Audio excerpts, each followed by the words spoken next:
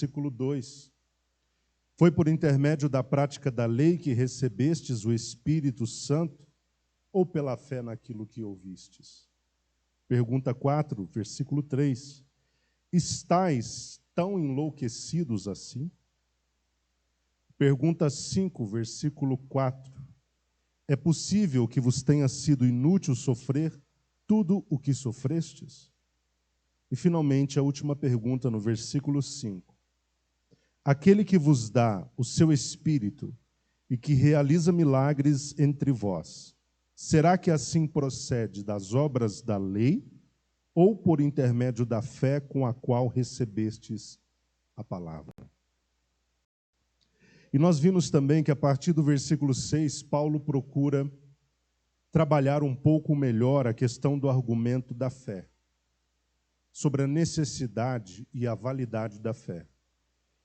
E para isso ele usa o exemplo de Abraão, porque os judeus se orgulhavam de ter um relacionamento físico, genealógico com Abraão. E Paulo diz no versículo 6 que Abraão creu em Deus, e isso lhe foi creditado como justiça. O que Paulo estava querendo mostrar é que desde o começo, Deus estabeleceu a fé como princípio para a obtenção da justiça. Nunca foi diferente disso. Sempre é a fé, o ponto de partida, o requisito para que o homem possa ser salvo. Abraão foi salvo, foi justificado por causa da sua fé. Por ter andado em fé, Abraão acabou se tornando o pai daqueles que creem. Versículo 7, Paulo disse: os que são da fé, precisamente estes é que são filhos de Abraão. Assim como Abraão andou em fé, todos os que também andam em fé são tidos como filhos de Abraão. No versículo 8, nós vimos que Paulo elucida que nas Escrituras já havia a previsão de que Abraão seria pai de muitas nações. Já havia essa previsão, e de que nele todas as nações da terra seriam benditas ou abençoadas. Essa verdade, Paulo procura mostrar aos Gálatas, que não se aplicava apenas aos judeus, mas também aos não-judeus. Ou seja, se aplicava também aos gentios. Todos, judeus ou não-judeus, judeus e gentios, seriam justificados pela fé, assim como Abraão o foi. Então, nós precisamos compreender que na aliança abraâmica, Deus não tinha apenas os judeus em vista, mas todos os povos, todas as nações. Porque Deus é Deus de povos, Deus é Deus de nações. Assim como Abraão foi justificado pela fé, o desejo de Deus desde o começo era o de que todos da mesma forma o fossem, em todos os lugares e em todos os tempos. Os que creem passam a ser filhos de Abraão e passam a ter o direito de usufruir das mesmas bênçãos que Deus prometeu a Abraão. Paulo fala isso no versículo 9. Em síntese, o que Paulo queria era que os Gálatas entendessem que as bênçãos de Deus, o Deus de Abraão, estava e está sobre os que creem e não sobre os que necessariamente praticam a lei com o objetivo de extrair méritos disso. Agora, é interessante que a partir do versículo 10, Paulo mostra que os judeus também tinham orgulho não só da questão do relacionamento genealógico ou físico com Abraão, mas também se orgulhavam do fato de serem eles aqueles que receberam a lei da parte de Deus. No versículo 10, pois todos os que são das obras da lei estão debaixo de maldição, porquanto está escrito, maldito todo aquele que persiste em praticar todos os mandamentos escritos no livro da lei. Eles tinham um orgulho grande por terem recebido a lei. Mas aqui no versículo 10, Paulo mostra que a lei para eles, na verdade, servia de maldição e não de bênção. Mas em que sentido a lei estava servindo de maldição e não de bênção? No sentido de que ela seria bênção para aquele que a cumprisse completamente. Mas como eles não conseguiam cumprir toda a lei, na verdade estavam sendo amaldiçoados. A desobediência estava trazendo, na verdade, maldição e não bênção. Por isso Paulo cita esse texto: maldito todo aquele que persiste em praticar todos os mandamentos, melhor, que não persiste em praticar todos os mandamentos escritos no livro da lei. Então, contrariando o pensamento deles, na verdade, não cumprir a lei, ou toda a lei, estava colocando eles num lugar de maldição. A incapacidade, então, do homem em cumprir a lei impediu que ele fosse justificado por meio da lei, porque ele não era capaz de cumpri-la totalmente. Se o homem não era capaz de cumprir toda a lei de Deus, sendo ele maldito ou amaldiçoado, ele estava agora num lugar de morte. O que ele merecia era a morte. Então Deus proveu o que para que o homem vivesse? Deus proveu o seu próprio Filho, Jesus Cristo, para que por meio da fé em Jesus Cristo, aquele justo, aquele justificado, pudesse viver, pudesse não ser condenado à morte. Versículo 12, Paulo diz que aqueles que praticassem esses mandamentos, por eles viveria. A tentativa de praticar esses mandamentos, na verdade, não se fundamentava na fé, se fundamentava nas obras. Por isso Paulo diz que quem praticar esses mandamentos, por eles viverá, porque eles tinham um conceito de mérito em mente. Nós vamos praticar as obras da lei para termos mérito, para sermos salvos e vivermos. Então Paulo está contrastando a questão da fé, a questão dos méritos. Eles achavam que a prática dos mandamentos faria com que vivessem. Cristo foi a provisão de Deus para nos redimir da maldição da lei. Eu disse aos irmãos que aqueles que não pudessem cumprir plenamente toda a lei eram malditos e estavam condenados à morte. Mas Cristo assumiu o nosso lugar, fez o que nós jamais poderíamos fazer, cumpriu toda a lei. E ele se tornou o meio pelo qual o justo vive. Amém, queridos?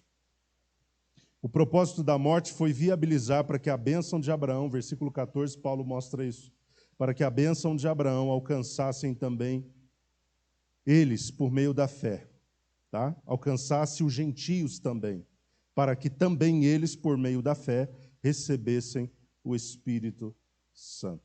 Agora chegamos no versículo 15, que é o versículo de onde nós partiremos hoje.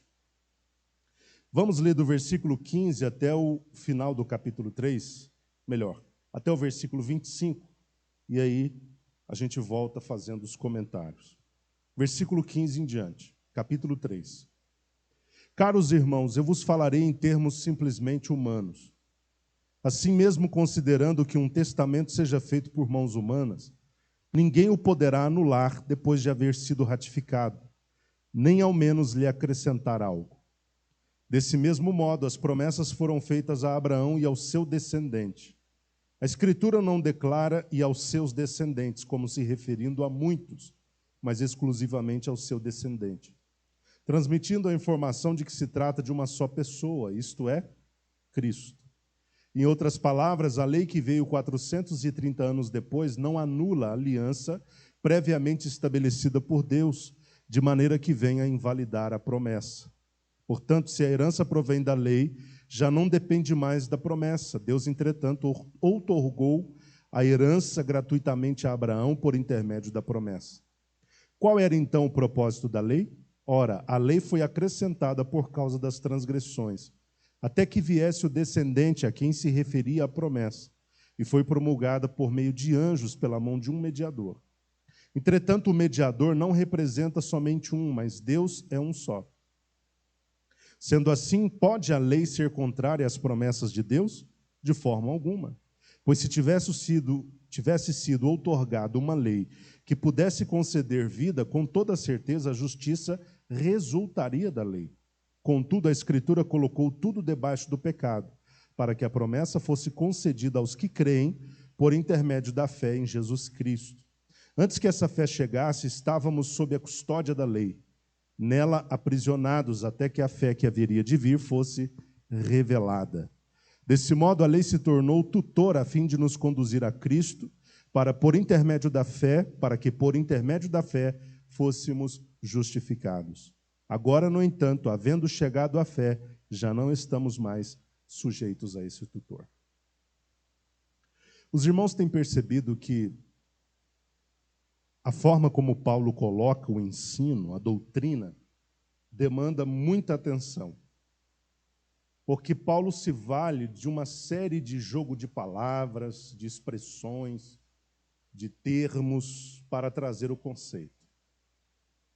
E convenhamos, a doutrina que Paulo apresenta aqui, a forma como ele apresenta, é uma forma muito densa.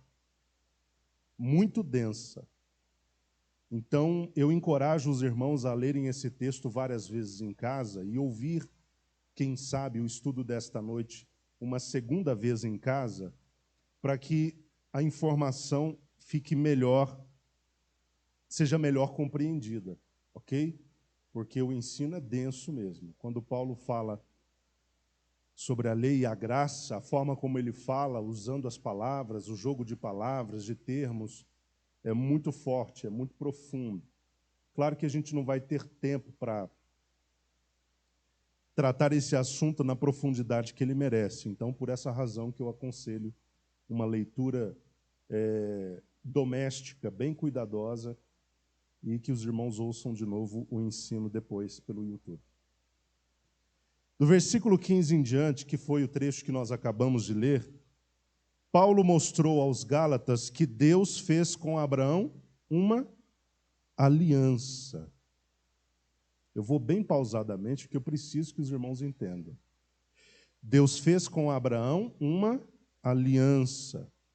Agora, há um detalhe muito importante.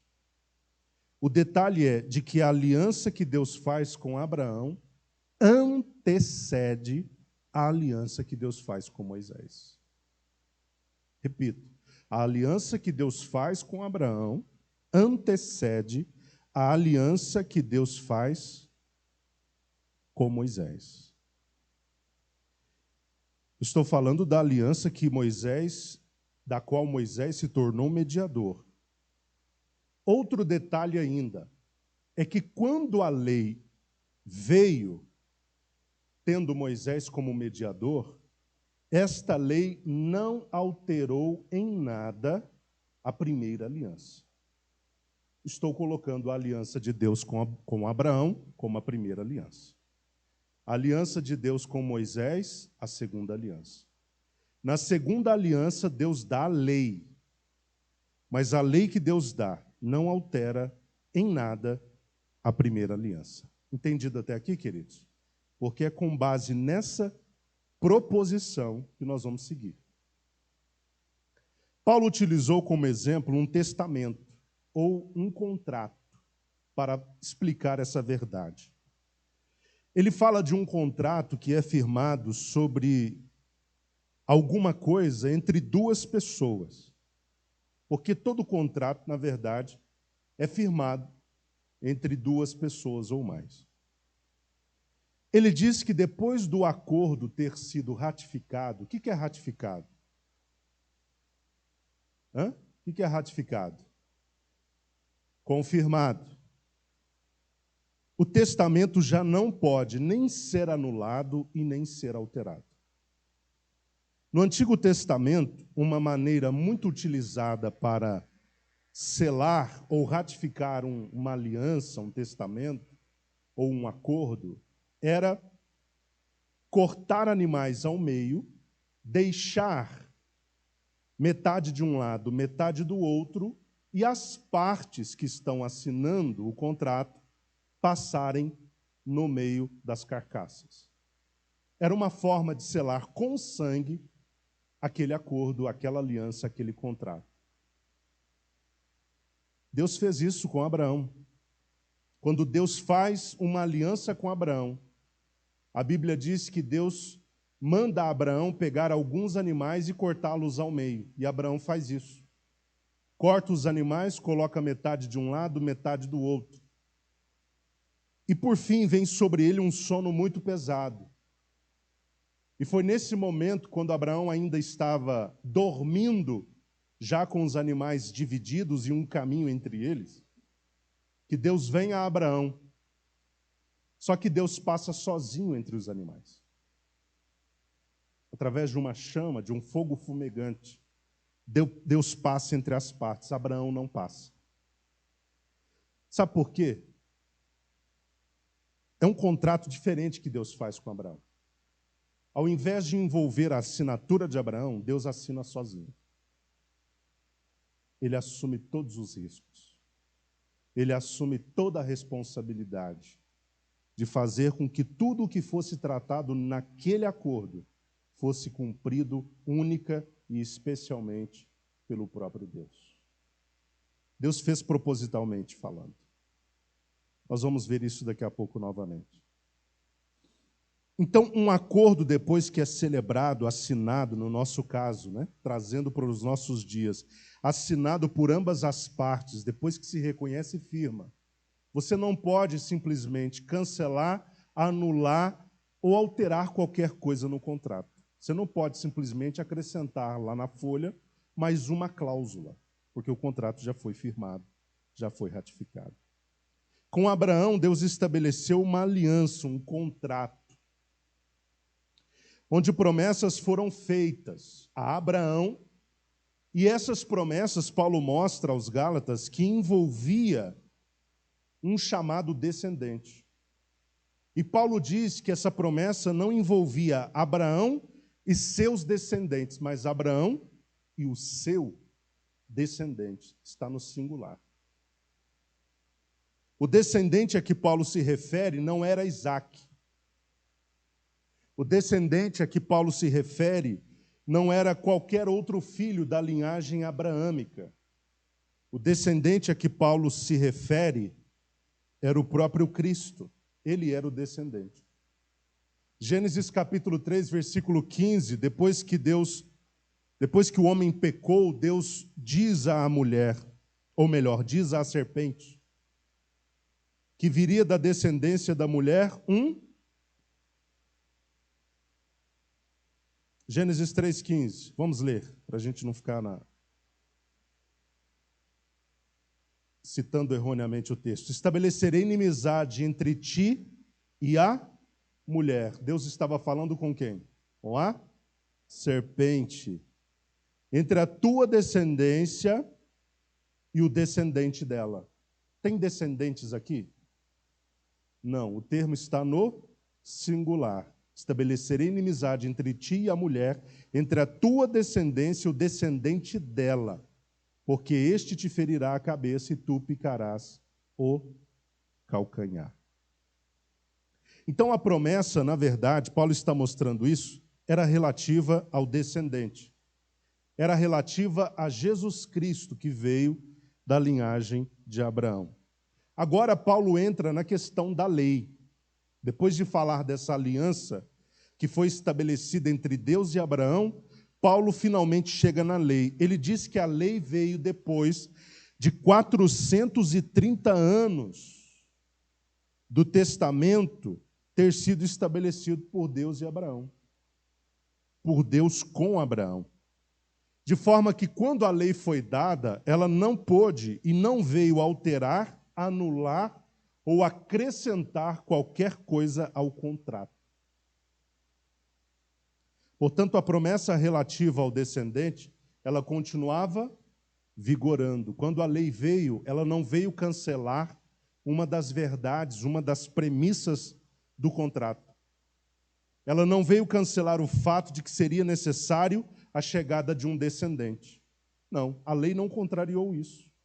E a lei não contrariou nenhum outro princípio estabelecido no primeiro contrato entre Deus e Abraão. Portanto, se a lei não veio acrescentar nenhum tipo de cláusula nova, então ela estava, na verdade, complementando ou colaborando, melhor dizendo, não complementando, mas colaborando para a efetivação, continuação da primeira aliança estabelecida entre Deus e Abraão.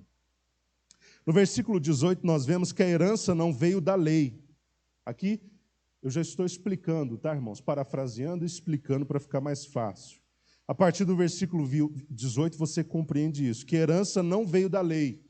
A herança não veio da lei. Se assim fosse, a herança não dependeria da promessa, e sim da lei. A herança não veio da lei. A herança não dependia da lei, mas sim da promessa. Que promessa? Aquela feita por Deus a Abraão na primeira aliança. Quando Deus fez a promessa a Abraão, Deus atrelou a herança à promessa. Não a herança à lei. Porque quando Deus faz o acordo com Abraão, não tinha lei. Não tinha lei. Deus atrela a promessa à herança e não à lei, que acabou vindo séculos depois.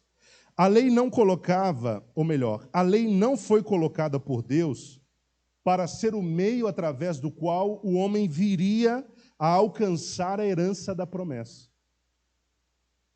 Se assim fosse, Deus estaria violando o princípio da inalterabilidade do contrato firmado. A lei não veio para fazer isso. Ela não veio para alterar ou violar o acordo já firmado.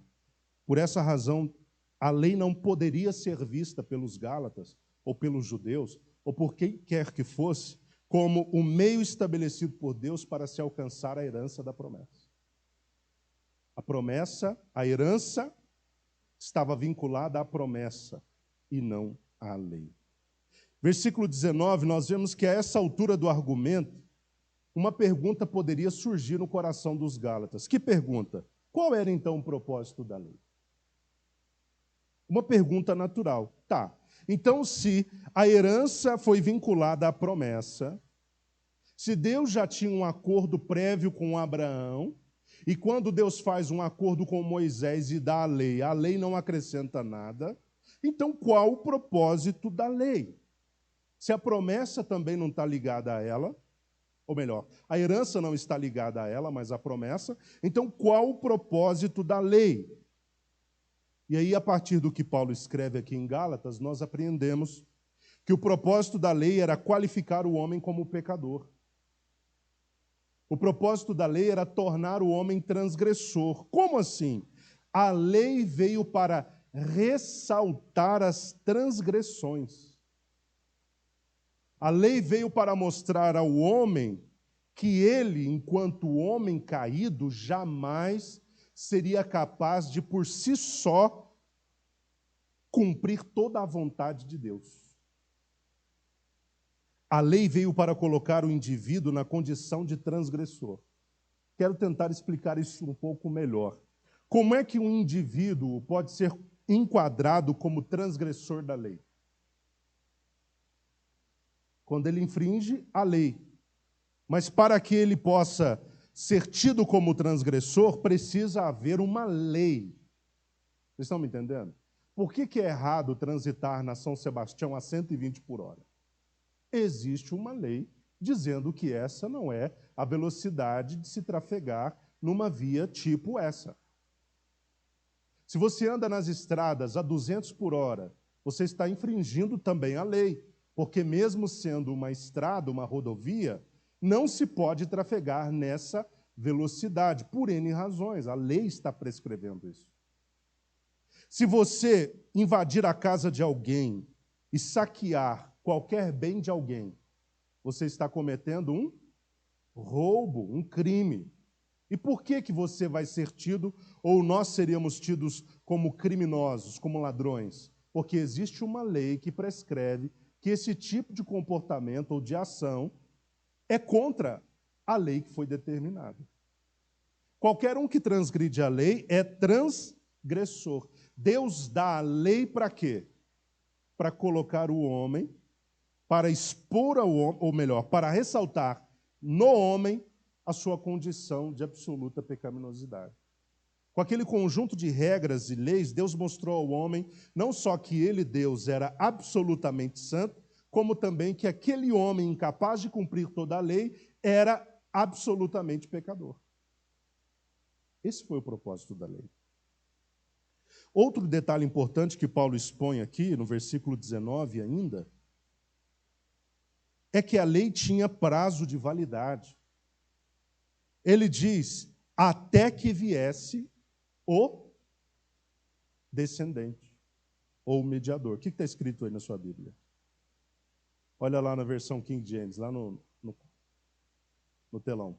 Até que viesse o descendente. Então, isso colocava com toda clareza que a lei tinha um prazo de validade. Ela duraria até que Cristo viesse. Era isso que os judeus não compreendiam. Na cabeça deles, a lei era eterna. A lei não era eterna. A lei tinha prazo de validade. Ela teve um começo e ela teria um fim. Ela serviria... Isso. A lei serviria até que o descendente viesse. O descendente era Cristo. A aliança com Deus, entre Deus, melhor dizendo, de Deus com Moisés, de onde veio a lei, era uma aliança inferior à que Deus estabeleceu com Abraão. Olha a teologia de Paulo, contrariando a teologia dos judeus.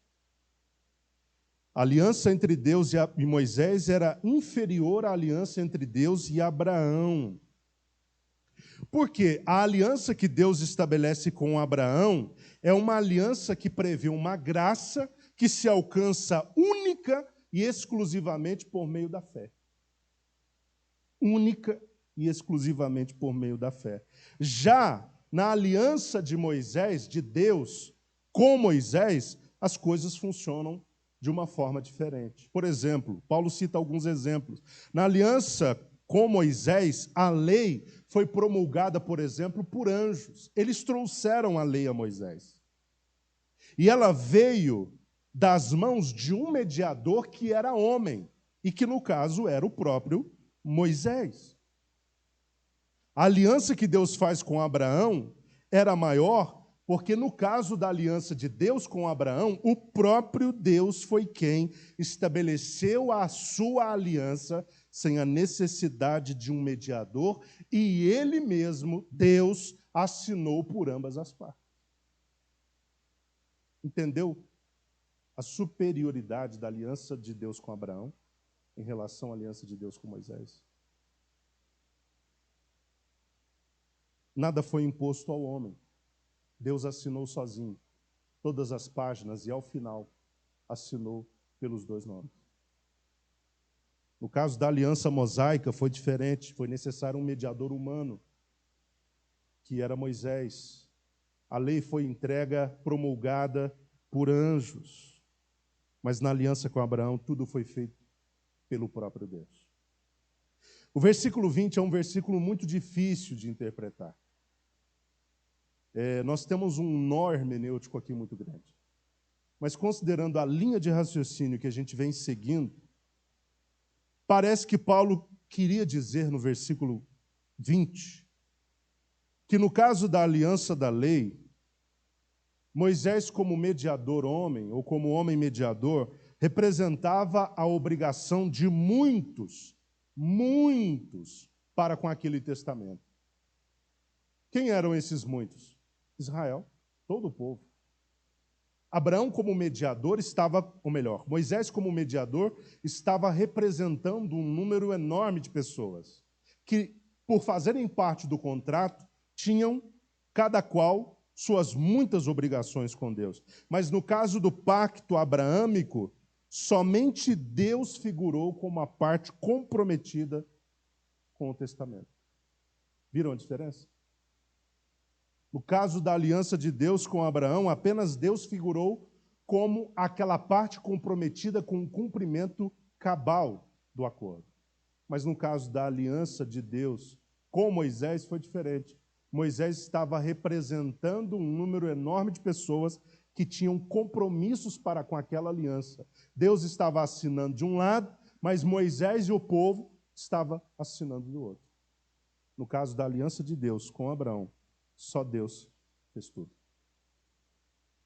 A lei que veio por Moisés, versículo 21, nós temos aí, que a lei que veio por Moisés poderia ser contrária à promessa? É uma pergunta, né? Uma outra pergunta que poderia surgir. A lei que veio por Moisés poderia ser contrária à promessa, ou seja, contrária à aliança feita por Deus com Abraão? A lei poderia entrar em desacordo com a aliança que Deus fez primeiramente com Abraão? Paulo respondeu dizendo o quê? Não, de forma alguma. Quando ele diz de forma alguma, ele está dizendo, em nenhum aspecto, em nenhuma hipótese, isso aconteceu. Da lei não podia jorrar vida, isso aqui é poderoso. Da lei não poderia jorrar vida.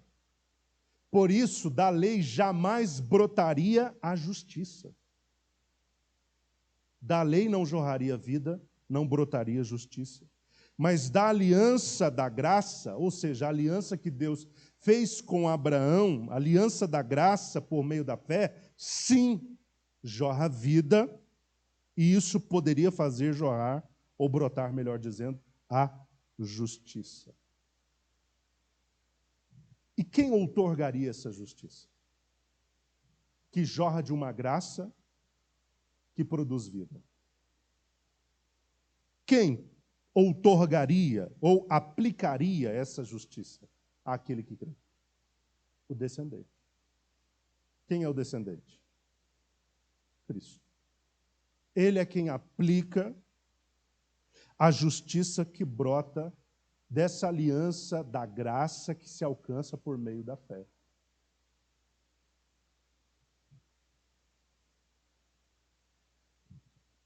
Se pudesse ser outorgada uma lei que concedesse vida, com toda certeza, a justiça resultaria da lei. Se tivesse sido outorgada uma lei que pudesse conceder vida, com toda certeza a justiça resultaria da lei. É isso que eu estou explicando. A lei não poderia fazer jorrar vida, não poderia aplicar justiça. Estou falando da lei que está dentro da segunda aliança, que é aquela que Deus faz com Abraão, com Moisés. A aliança que Deus faz com Abraão é diferente desta, de onde não poderia jorrar vida e que não traria justiça. Na primeira lei, jorrava vida e dessa vida resultaria a justiça, que seria aplicada pelo descendente, que é Jesus Cristo. Versículo 22, nós temos que Deus colocou tudo debaixo do pecado, para que a promessa da graça por meio da fé fosse concedida aos que creem por meio da fé em Jesus Cristo. Para que a promessa fosse concedida aos que creem por meio da fé em Jesus Cristo. Antes da fé, agora vejam que curioso, versículo 23, olha só. Por que uma leitura atenta da Bíblia é essencial? Versículo 22, Paulo está falando de fé? Sim ou não? Tá, vou ler de novo.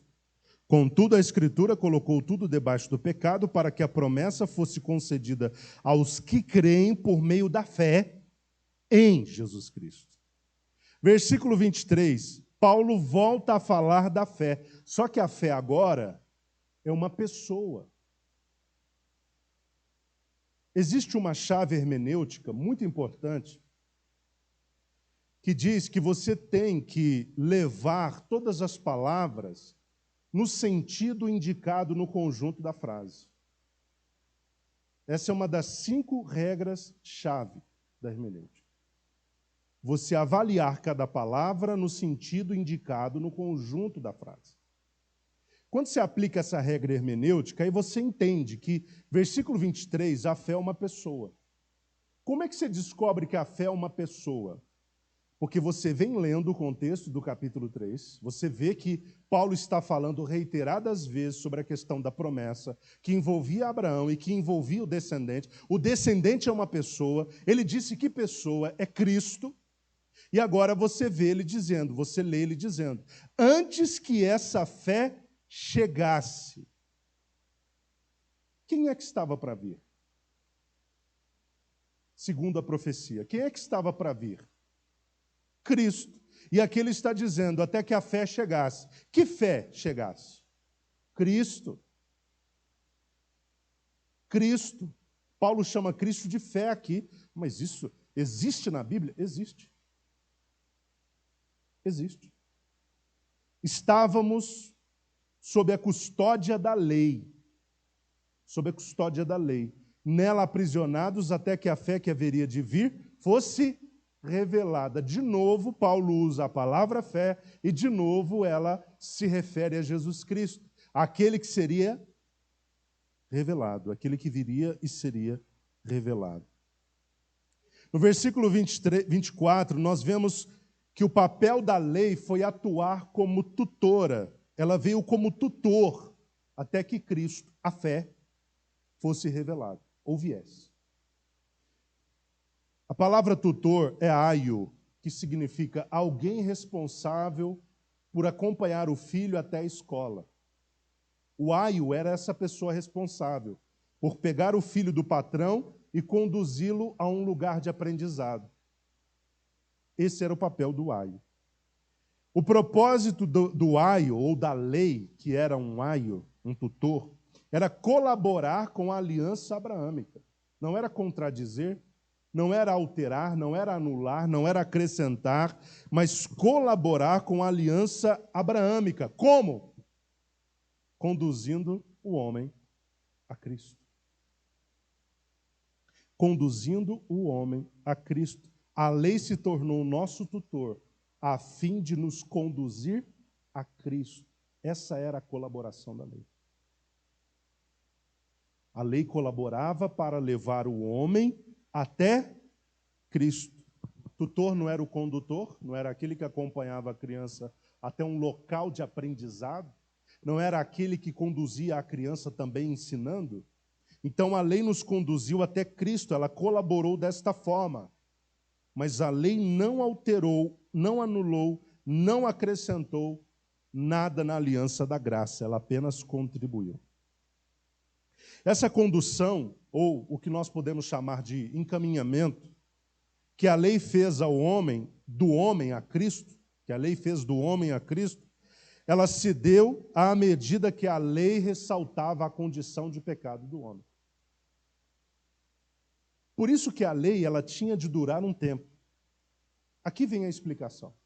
Por que a lei teve de durar um tempo? Porque ela precisava cumprir o seu papel de tutora ou de tutor.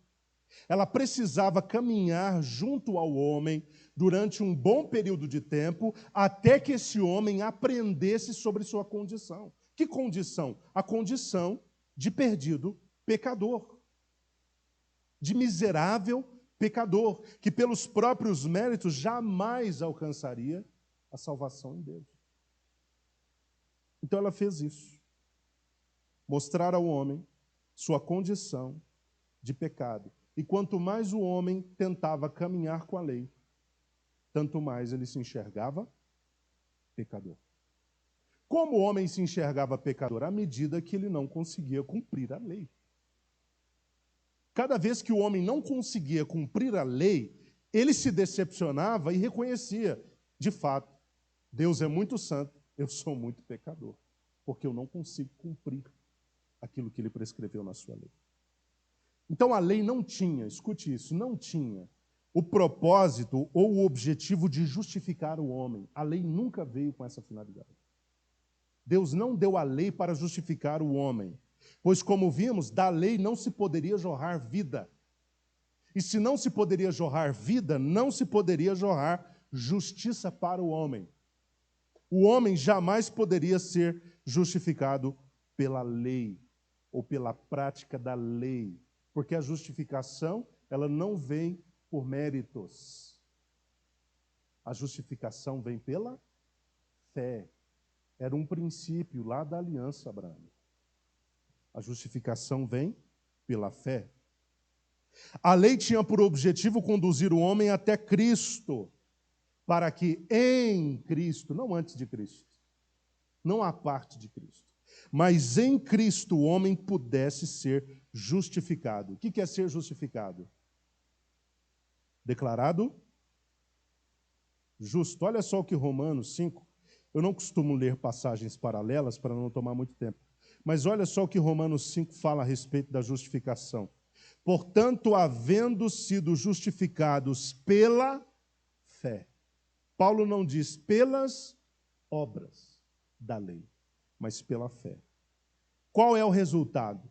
Temos paz com Deus por meio do nosso Senhor Jesus Cristo, por intermédio de quem obtivemos pleno acesso pela fé a esta graça na qual agora estamos firmados. Estamos firmados agora na graça a qual tivemos acesso por meio da fé.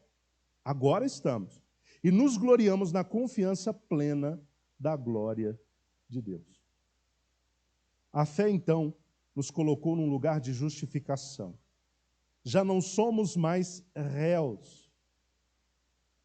Essa é a ideia de justificar, é declarar justo.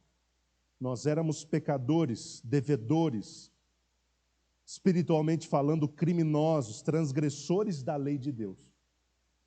Mas através de Jesus Cristo, em quem nós cremos, recebemos de Jesus uma justiça. E essa justiça nos colocou num lugar de justificação.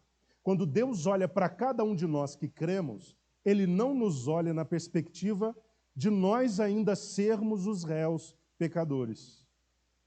Quando Deus olha para cada um de nós, Deus vê um indivíduo justificado, justo, declarado isento de culpa. Quando Paulo escreve aos Colossenses, ele diz que Jesus pegou a sentença que nos era contrária e pregou na cruz do Calvário. Significa dizer o quê? Que quando Deus olha para cada um de nós, em específico, nós os que cremos, Deus não enxerga a escritura de uma sentença. Porque antigamente havia uma sentença sobre cada um de nós. Mas hoje, nós que cremos, não temos nenhuma sentença pesando sobre nós. E é por essa razão, por causa da justiça de Cristo, que é recebida por nós por meio da fé, nós somos justos diante de Deus. Agora, considerando que chegamos à fé, que é o próprio Jesus Cristo, já não estamos mais sujeitos à lei. Versículo 25, Paulo mostra isso. Já não estamos mais sujeitos à lei. A lei era o quê? Tutor. Já não estamos sujeitos a ela, porque ela já cumpriu o seu papel, que era o de nos levar até Cristo. Entendido até aqui, queridos? Ela nos conduziu até a Cristo, em quem nós cremos, e por termos crido nele, nos tornamos filhos de Deus. Não houve só uma justificação. Não houve só uma reconciliação. Houve também uma filiação. Olha os benefícios que nós colhemos por crer em Jesus Cristo.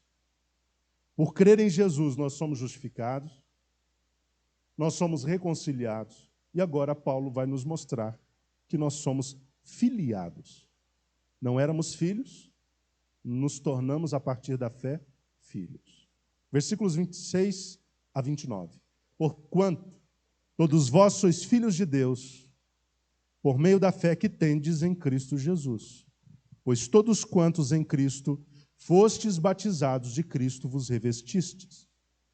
Já, ou melhor, não há judeu nem grego, escravo ou livre, homem ou mulher, porque todos vós sois um em Cristo Jesus.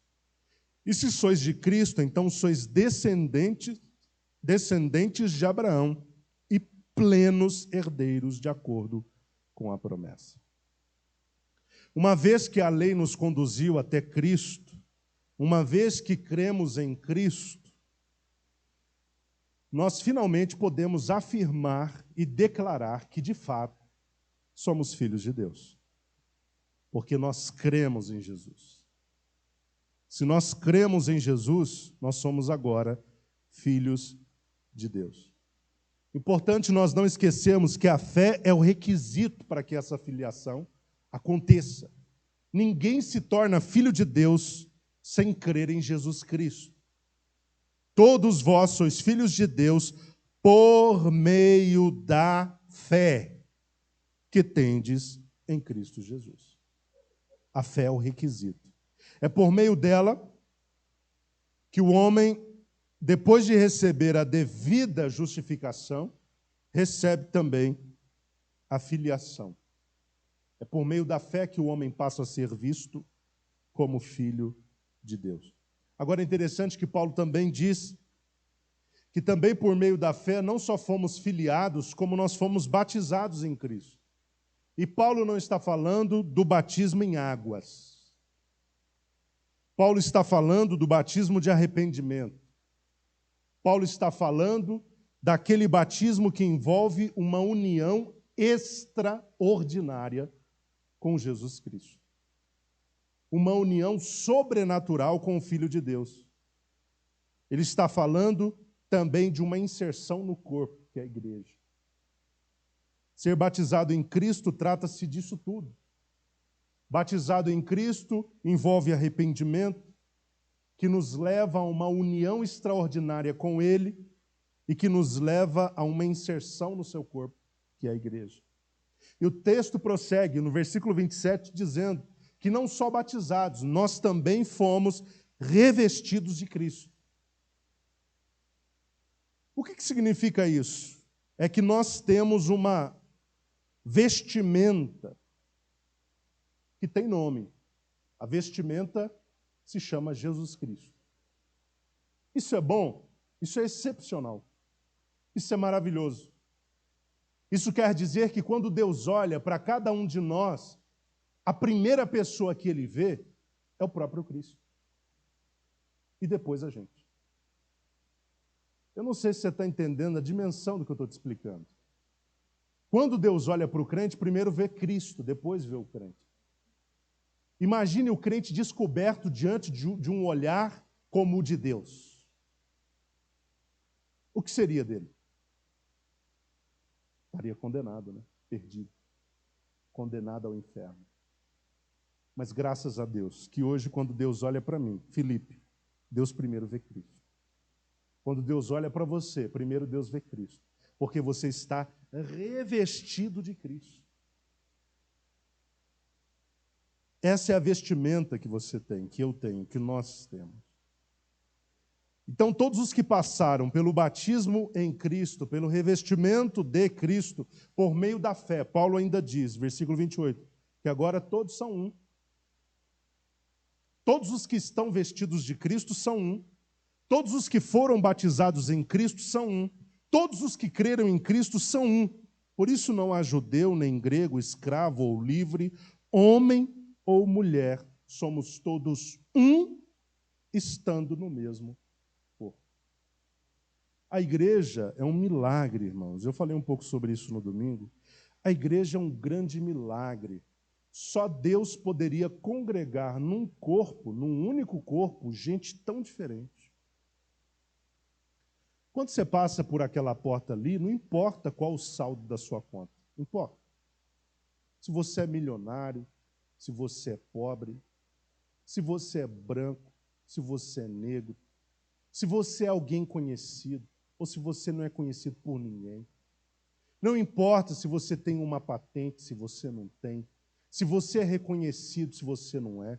Não importa seu sobrenome, não importa de que família você veio, não importa se você tem gente que te indica para qualquer coisa. Quando você entra dentro da casa de Deus, estando no corpo de Jesus Cristo, todos nós somos um. Todos nós somos iguais. Todos nós estamos debaixo do senhorio do mesmo Senhor. E todos nós somos qualificados da mesma forma, servos. Ah, mas eu tenho 3 trilhões de dólares na conta, é servo. Eu tenho menos R$200, é servo. Vocês estão me entendendo? Eu tenho um guarda-roupa recheado de boas roupas, é servo. Eu tenho um guarda-roupa que é bate-enxuga, roupa bate-enxuga, né? Eu uso, lavo, enxuga, uso de novo, porque eu não tenho muita opção, é servo. Essa é a beleza da igreja. É que quando nós estamos aqui dentro, irmãos, só há um nome diante do qual todo mundo se curva. É o nome de Jesus Cristo. Esse é o nome que todos respeitam. Os que creem em Cristo são de Cristo. Os que creem em Cristo são de Cristo. E se são de Cristo, são descendência de quem? De Abraão. E plenos, é interessante essa palavrinha que aparece aqui na versão King James. Plenos herdeiros, de acordo com a promessa. O que significa pleno herdeiro? É aquele que tem direito de acessar tudo o que diz respeito às promessas dadas por Deus a Abraão. Você é filho de Abraão, eu sou filho de Abraão. Nós somos filhos de Abraão. E nós temos direito a tudo o que Deus prometeu dentro da aliança Abraão. Porque os filhos de Abraão, em verdade, como diz Paulo aos Gálatas, são os que creem. Estes são os verdadeiros filhos de Abraão. Porque eles andam como Abraão decidiu andar. Abraão decidiu andar em fé, nós decidimos andar em fé. Portanto, somos filhos de Abraão. Capítulo 4, nós vamos ler os 7 primeiros versículos, começar a comentar e não iremos muito longe porque as horas já estão quase finalizando. Paulo segue no assunto filhos de Deus, ok? Então ele vai prosseguir dentro desse assunto. Vamos ler, versículo 1 a 7. Afirmo, porém, que durante todo o tempo em que o herdeiro é menor de idade, ele em nada é diferente de um escravo, mesmo sendo o dono de tudo. No entanto, está sujeito a tutores e administradores até o tempo determinado por seu pai. Da mesma forma, nós, quando éramos menores, estávamos debaixo de um sistema que nos escravizava aos princípios básicos deste mundo.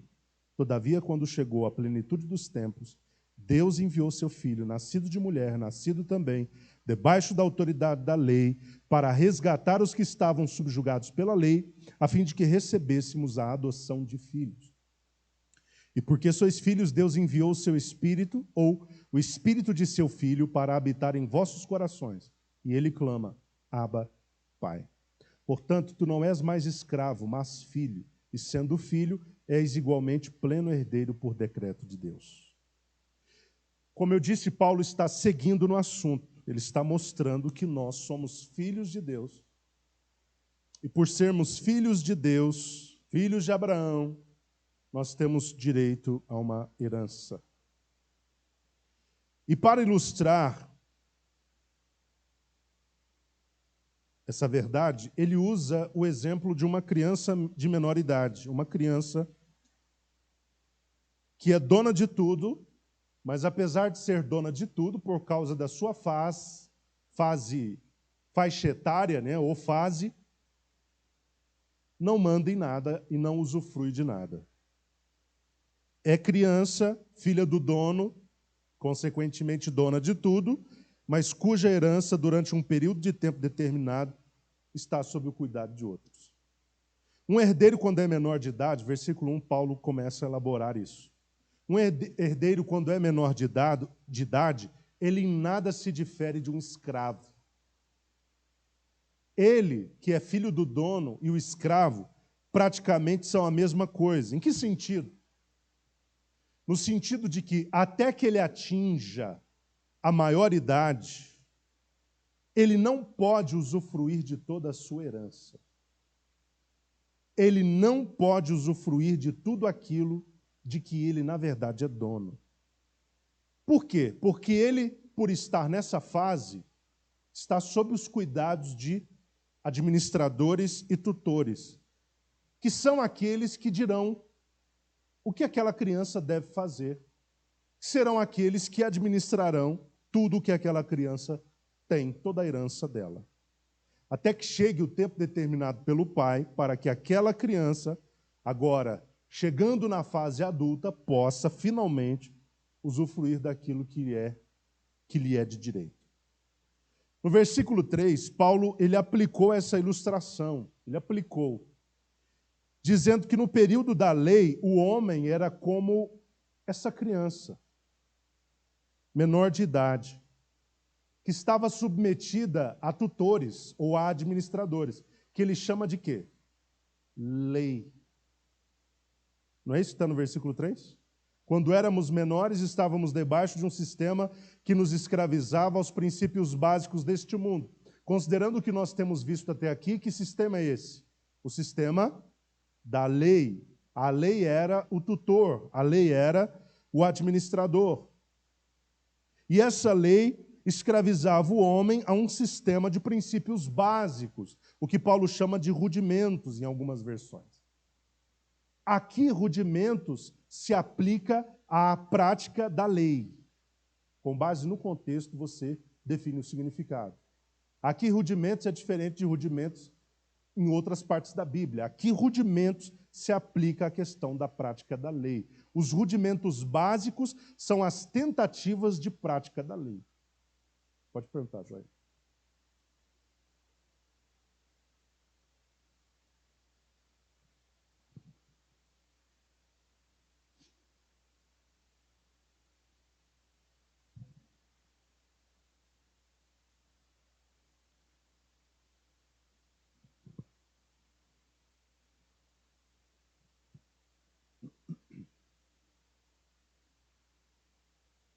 Não, a aplicação primeira aqui refere-se à relação entre Israel e a lei.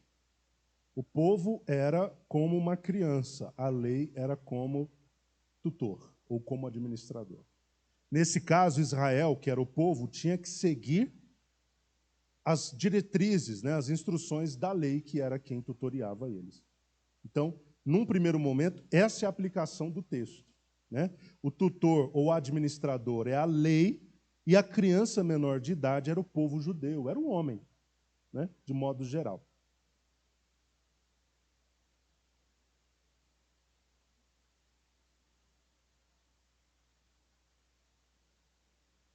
Isso.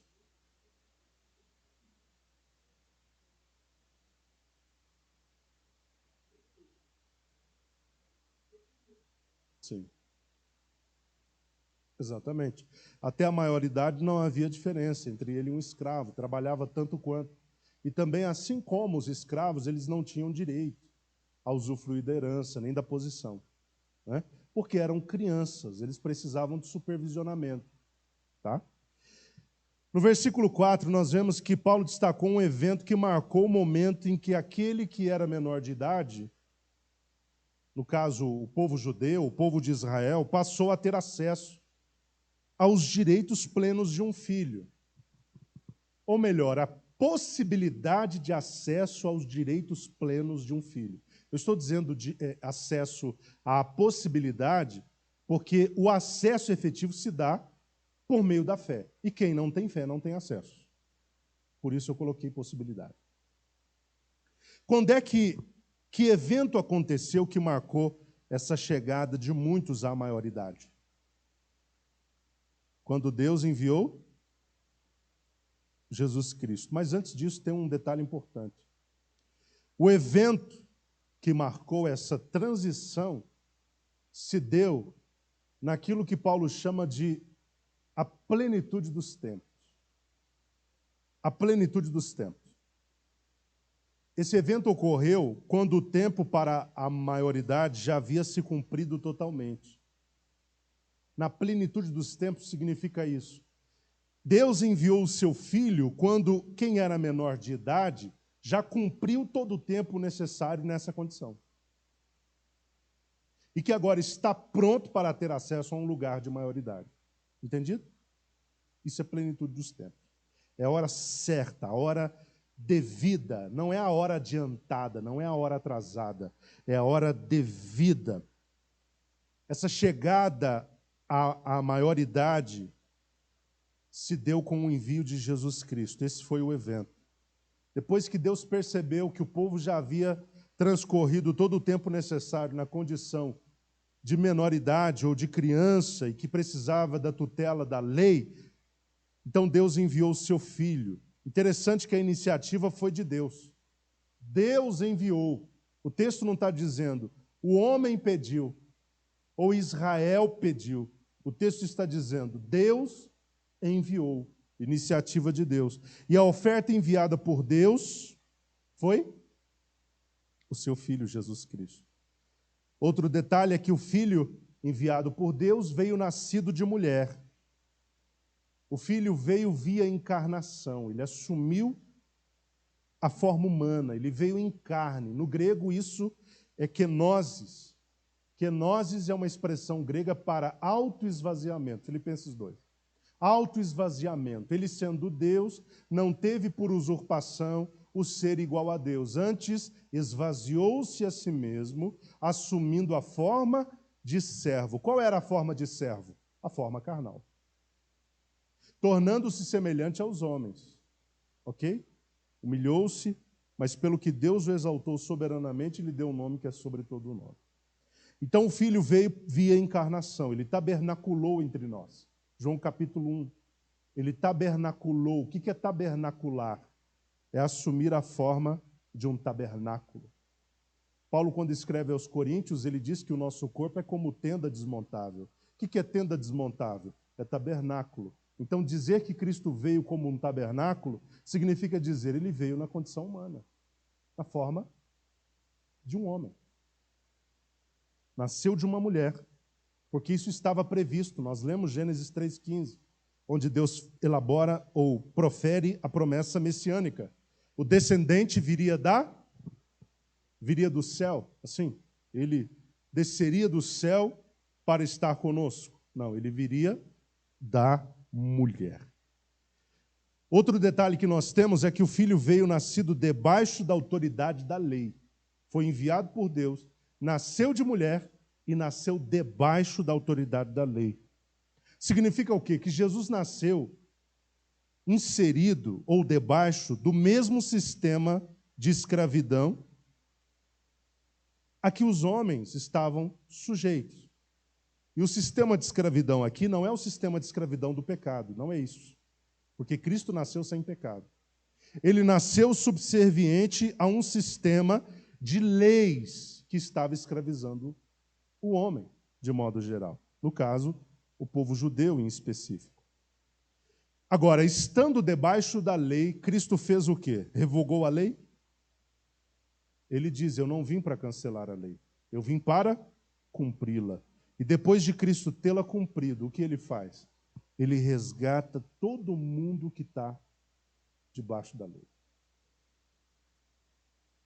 Ele resgatou os que estavam subjugados pela lei, a fim de que recebêssemos a adoção de filhos. O que Cristo faz? Nos tira de debaixo da lei, da opressão da lei, da imposição daquele conjunto de regras impossíveis de serem cumpridas. Ele cumpriu porque Cristo era o nosso representante. O que Cristo fizesse viria sobre nós, assim como o que Adão fez veio sobre nós. Cristo, sendo o último Adão, ele era nosso grande representante. Uma vez que Cristo cumpriu toda a lei, ele cumpriu toda a lei por todos nós. E se ele cumpriu toda a lei por todos nós, ele nos tirou de debaixo desse lugar de domínio. Que domínio? O domínio exercido por uma lei que nós jamais poderíamos cumprir e que, portanto, dela jamais poderíamos ter qualquer mérito para a salvação. Ele cumpriu, nos tirou de debaixo da lei e nos colocou num lugar onde agora nós somos filhos e filhos de Deus. Cristo nos resgatou da maldição da lei. Ele nos resgatou da custódia da lei. Já estou finalizando. Graças à obra de Cristo, o homem que crê não está mais sujeito à lei, com seu conjunto de regras impossíveis de serem cumpridas. Aquele que crê, por causa da obra de Jesus Cristo, ele torna-se filho de Deus, tem acesso à herança. E todo aquele que crê não precisa mais viver escravo de um conjunto de regras e leis cerimoniais que não podem justificar, não podem gerar mérito e não podem alterar o status de quem a cumpre. Paulo queria que os Gálatas entendessem isso. Os que agora são filhos de Deus, eles receberam da parte de Deus um bem preciosíssimo. Não só a salvação, mas receberam também um ente divino que dentro deles está residindo agora. Reside agora. Deus liberou sobre os que creem o seu Espírito. O Espírito, Paulo disse em sessões anteriores, foi recebido não pela prática das obras da lei, mas pela fé. Pela fé, Deus deu ao crente o seu Espírito. O crente agora é habitação do Espírito. O crente agora é templo do Espírito, como Paulo diz quando escreve aos Coríntios. O crente agora é habitação, ele é templo do Espírito. E este Espírito que faz do crente moradia, ou morada, ele clama o que de dentro do coração do crente? Abba, Pai. O que significa isso? Papaizinho ou papai, a expressão mais carinhosa possível para se dirigir a um pai. Agora, enquanto nós estamos aqui, 9h05, já estou terminando, há um Espírito falando de dentro do nosso coração em direção a Deus. E esse Espírito está falando sem que, ao menos, às vezes, nós nos demos conta. E o que ele está dizendo ao Pai é: Paizinho, papai. E sabe por que ele está dizendo isso? Porque ele reside no coração de um crente que agora é filho. De um homem, de uma mulher que agora é filho. Não é só criatura, agora ele é filho de Deus. Porque ele foi posicionado nesse lugar quando creu em Jesus Cristo. Paulo concluiu a sessão dizendo que se somos filhos, não somos escravos mais. Na condição de filhos, nós somos plenamente herdeiros por decreto de Deus. Plenamente herdeiros, ou igualmente herdeiros por decreto de Deus. Esse é o nosso lugar, essa é a nossa condição. O problema é que Satanás, às vezes, quer te fazer acreditar que você é menor do que aquilo que de fato você é. Você está numa posição muito abaixo da que você realmente está. Nós somos filhos do Deus Altíssimo, servos de Jesus Cristo, herdeiros de tudo aquilo que Deus prometeu a Abraão. É isso que nós somos. Nós não somos menores do que isso. Nós já não somos como crianças na menor idade, que são como escravos. Agora Deus nos colocou num lugar de maior idade, onde nós somos plenamente livres para usufruir de todas as bênçãos que Deus pode nos conceder. Amém, meus irmãos? Semana que vem nós vamos do versículo 8 até o 20, falar sobre uma advertência que Paulo faz ou dá aos Gálatas. Paulo estava muito preocupado com a regressão rápida deles. E Paulo vai falar um pouco sobre isso. Na próxima quarta estaremos aqui. Que Deus abençoe cada um dos irmãos em nome de Jesus. Irmãos, sexta-feira